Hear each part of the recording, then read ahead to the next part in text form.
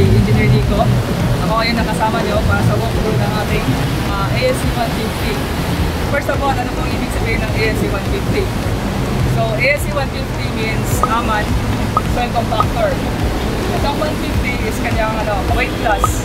So, weight class na unit natin or yung weight natin is 15 tons. Tapos, gawa ko ito sa Czech Republic.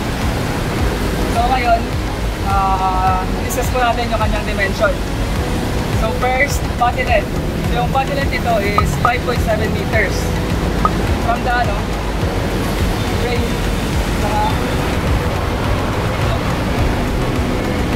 tapos yung height ng ating unit is 3 meters.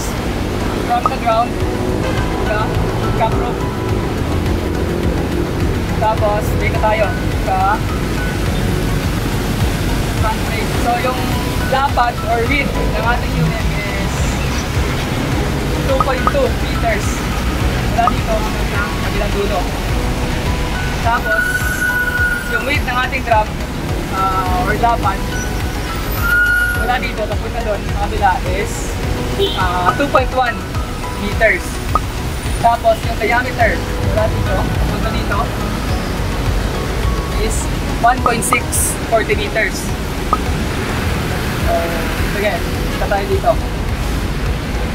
Isa po sa magandang design ng ating yung no rear axle concept niya. So, ibig po sabihin nun, yung center of gravity ng ating machine is malapit sa ground. So, pag malapit sa ground, ibig sabihin nun, mas stable siya, madaling i-control, tapos safe siya gamitin sa trabaho sa site. So ngayon po na-discuss natin yung outside part ng ating ASC 150. Ngayon, discuss naman natin yung loob ng cabin.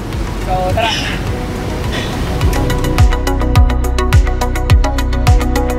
So andito na po tayo sa loob ng ating cab. Una po, papansin natin yung view ng operator is 360. So, paikot po, glass siya. So, na-maximize yung vision ng ating operator sa site pag nagtatrabaho. Next is yung joystick niya.